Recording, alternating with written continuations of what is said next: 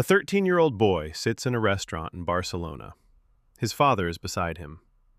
On the table is no contract, because the club doesn't have one ready. The man across from them is panicking. He's terrified that if this meeting ends without a promise in writing, the boy walks, and Barcelona loses him forever. So he does the only thing he can. He grabs a paper napkin off the table, and he writes a promise on it. That napkin is now insured for over $500,000. This is the story of how the greatest footballer in history almost never became a professional at all.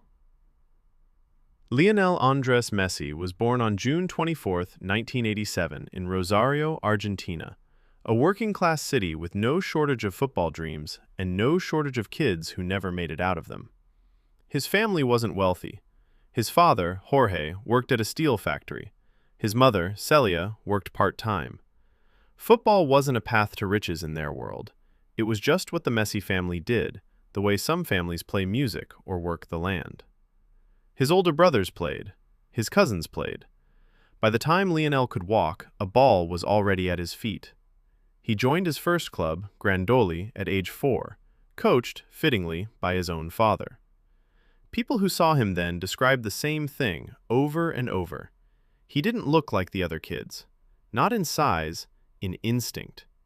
He'd get the ball and simply not lose it. Defenders twice his size would lunge and find nothing but air. By age 8, he'd moved to Newell's Old Boys, one of Rosario's biggest clubs, and the local rumor mill was already calling him La Pulga, the flea, for how small and impossible to catch he was on the pitch. But at 11 years old, everything almost stopped. Doctors found that Messi had a growth hormone deficiency. His body simply wasn't producing enough of the hormone needed to grow at a normal rate. Left untreated, he likely wouldn't grow past 5 feet tall. And worse, doctors warned it could affect his health more broadly, not just his football career. The treatment existed, but it wasn't cheap. It ran into hundreds of dollars a month. Injections, ongoing monitoring, years of it. Money the Messi family didn't have. Newell's Old Boys, his own club, tried to help for a while, but eventually even they said they couldn't keep covering it. For a poor family in Rosario, this wasn't really a football problem anymore. It was a question of whether their son's body would develop normally at all. The dream of him becoming a professional player started to feel almost beside the point. That's when an opportunity appeared.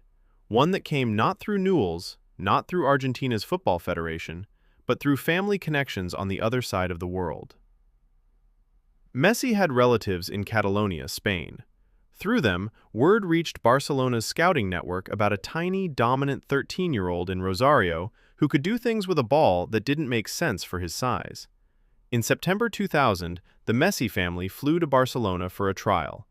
What happened next has become one of the most repeated stories in football folklore, and for good reason. Messi, half the size of the other boys on the pitch, simply took the ball and didn't give it back. The coaches watching weren't just impressed. Several of them have said since that they knew, almost immediately, that they were watching something they might never see again. There was just one problem.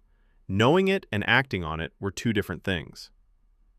Barcelona's youth setup wanted Messi, but signing a 13-year-old foreign player wasn't simple. There were internal disagreements about the cost of his medical treatment, the logistics of relocating an entire family, and plain old bureaucracy. Weeks dragged on without a decision. The Messi family, stuck in Spain with no real commitment, started talking about going home. That's when Carlos Rexach, Barcelona's sporting director at the time, stepped in. He'd seen Messi train. He wasn't going to let red tape lose this kid to indecision. In a now legendary meeting at a restaurant called Pompeia, with no contract paperwork on hand, Rexach picked up a paper napkin and wrote a short note on it. A personal commitment that Barcelona would sign Messi. It wasn't legally binding. It didn't need to be. It was a promise, written by hand on whatever was on the table, and it held. Mid-range pitch, conversational pace, slight emotional weight on key lines. Think of how you'd tell this story to a friend over coffee, not how a movie trailer announces a release date. This works especially well because the emotional core here is a poor family and a sick kid, not just trophies. Overly booming or dramatic narration can feel mismatched with that intimacy. That famous napkin became one of the most valuable pieces of paper in football history. Messi moved to Barcelona and joined La Masia, the club's legendary academy. Over the next 2 decades, he shattered records that many thought would never be broken. He won multiple Champions League titles, countless league trophies, multiple Ballon d'Or awards, and became Barcelona's greatest player ever.